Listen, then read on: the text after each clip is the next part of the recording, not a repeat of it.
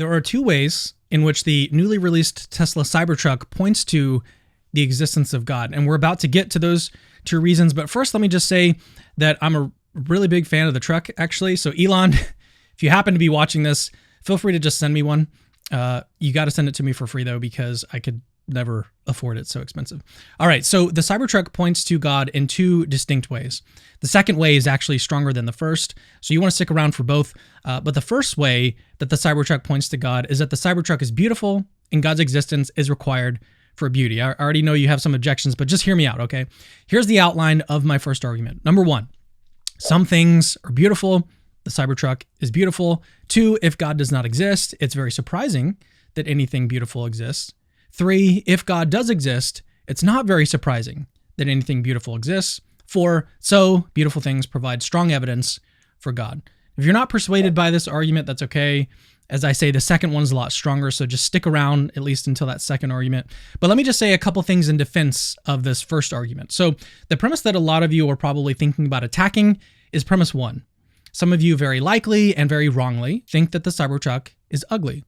But note, the Cybertruck could be ugly and the first premise still be true. I'm using the Cybertruck as one example of beauty, but I could easily cite other examples like beautiful sunsets or Muhammad Hijab's smile.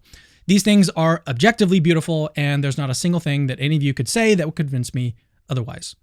Another objection you might have is that beauty is not objective, but my argument actually still works. Even if beauty is subjective. I think beauty is objective, but subjective conscious experiences of beauty are still very surprising if God does not exist. Let's think about this. We would never, and I mean never, expect subjective experiences of beauty to suddenly pop into existence from random configurations of physical objects. No one goes around looking at like dust floating in the air thinking, I wonder if that dust is having a conscious experience of beauty right now. Given atheism, where the foundation of reality is mindless, there's absolutely no reason to think that there would be any genuine conscious experiences of beauty.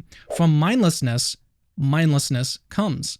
This brings me to the second and third premises in my argument. God's existence makes the existence of beautiful things way more probable than it would otherwise be. God values beauty and therefore has reason to bring about beautiful things. God therefore also has reason to bring about creatures that can experience beautiful things. But if God does not exist, there's very little reason to think the universe would be populated by beautiful things. Moreover, there's very little reason, as I've already argued, that the world would be filled with billions of minds that can have conscious, subjective experiences of beauty. So premise 1, 2, and 3 are all true, and premise 4 follows logically given some really boring assumptions about probability I won't bother covering in this video. So I think beauty does actually provide really strong evidence for God's existence, and since the Cybertruck is beautiful, it definitely points to God. The second way in which the Cybertruck points to God is that the Cybertruck is dependent, and dependent things require God. What do I mean by dependent? By dependent, I simply mean that something relies on something else for its existence. The Cybertruck, for example, depends at least in part on Elon Musk. Like the last argument, I'll give a quick outline of my argument from dependence and then defend the key premises. And as I say, the second argument is actually a lot stronger than the first one, but it will require some abstract thinking. So just get your mind right as we go into this one. So premise 5, there are some things that exist dependently, i.e. the Cybertruck. 6, if there are some things that exist dependently, then there is something that exists independently. 7, so there is something that exists independently, from 5 and 6. 8, the best explanation for why something exists independently is that God exists independently. So the first premise in this argument, premise 5, is probably the least controversial premise. I could just point to the Cybertruck and say, see, dependent things exist, but I'm sure you could think of like many other examples of dependent things. So premise 5 is very, very, very clearly true. The cool thing about premise 6 is that it's gotta be true, like of necessity. Imagine all of the dependent things that exist. One thing that's true about dependent things in general is that they rely on something else for their existence. But what might the totality of all dependent things depend on? So let's imagine that this stapler represents all dependent things. Okay. Can the stapler itself be explained in terms of something within the stapler, like the staples? I don't think that makes any sense at all. But so to explain the existence of the stapler, you've got to look outside of the stapler. Similarly, to explain all dependent things, we've got to look outside of all dependent things. What could be outside of all dependent things? Something independent. So something independent exists. Another even quicker way of showing that something independent exists is to realize that the totality of all reality, not just dependent things, has to exist independently. Let's think about that. There's nothing that exists outside of all total reality. So the totality of all reality exists independently. So premise 5 is undoubtedly true. Premise 6 has to be true. Pretty good so far. Oh, and then 7 just follows logically. So this brings us to premise 8. And first, let me say that unlike the other two premises, I think atheists can reasonably reject this premise. But I happen to be convinced that it's true, and I want to share my reasons for thinking this. And by the way, if you're considering leaving the video at this point, I get it. But I definitely recommend that you push through, because this next section might actually resolve some doubts that you have about God's existence. So just hear me out. Okay, so far in the argument, we've arrived at something that exists independently. But this actually raises a really, really interesting question. Why does anything exist independently? How is that even possible? Adding up a whole bunch of dependent things together doesn't equate to an independent thing. If we were to add up all of the dependent things in my office, that doesn't make my office suddenly exist independently. So how does the totality of reality exist independently if everything within reality exists dependently? How is that even possible? It's like trying to explain why fire exists when all you've got to build with are bottles of water. It's actually a really difficult philosophical puzzle. Philosophers have tried to come up with all sorts of solutions to explain how or why it is that something independent exists. So for the remainder of this video, we're going to cover one of the most popular attempted solutions, and then I'll offer the one that I think works the best. And this is probably the most intellectually stimulating part of the entire video, so just buckle up. All right, so probably the most common proposal for why something exists independently is that something has always existed. Let's call this the eternality solution. So this solution says that something that has existed forever doesn't need to be explained or grounded in anything else. And the primary reason, in my view, that this solution doesn't work is that eternality doesn't actually explain why something independent exists. Some things that have always existed can still exist dependently. So for example, one might think that mathematical sets have always existed, but are nevertheless dependent on their individual members. The set 1, 2 depends on the individual members 1 and 2. But let's use a more concrete example.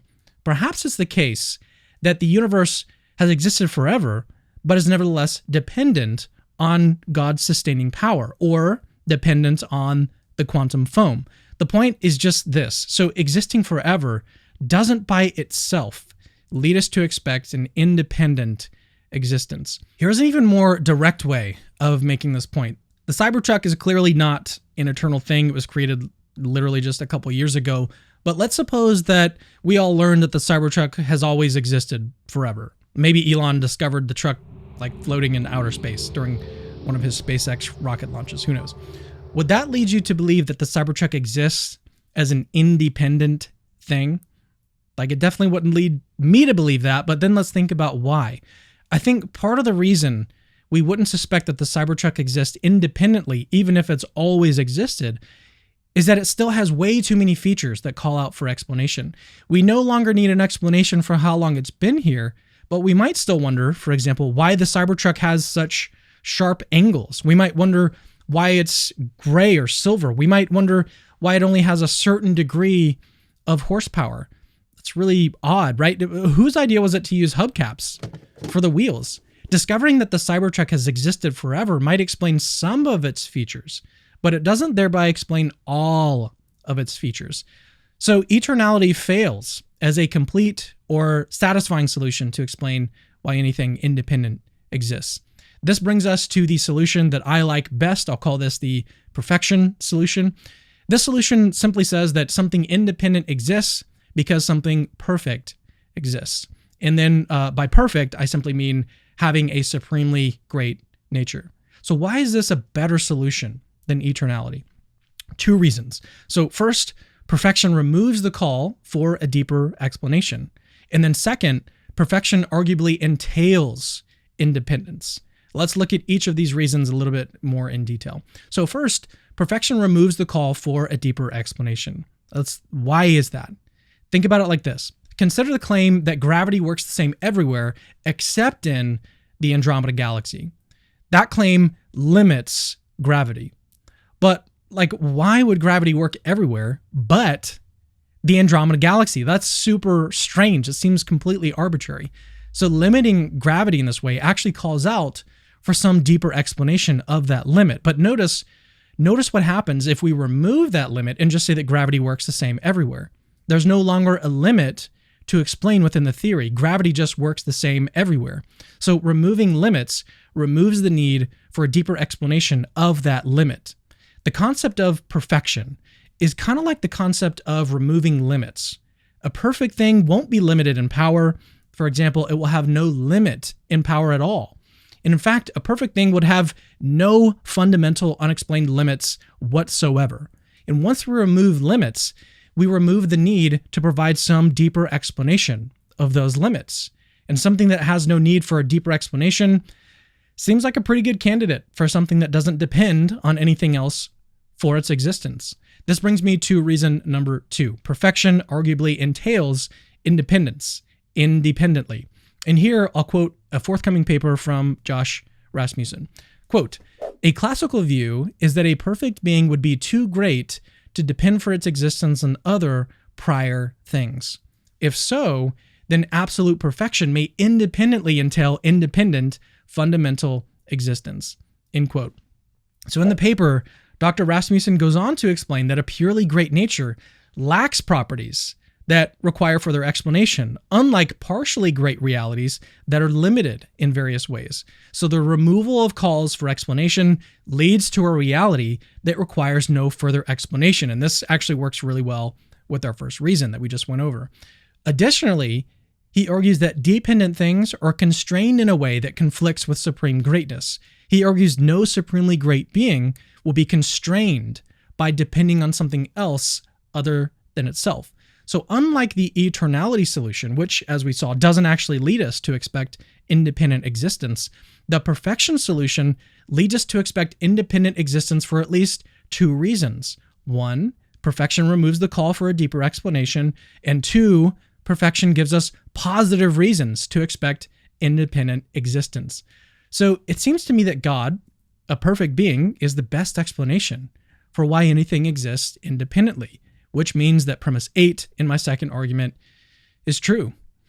Well, I bet you didn't think that the Cybertruck could actually be used to support the existence of God in 2 unique ways. But if you're interested in checking out more resources on either the argument from beauty or the argument from dependence, or it's sometimes called the argument from contingency, check out the 2 videos I've got linked on either side of me. Oh, and then as always, remember, Christianity is true.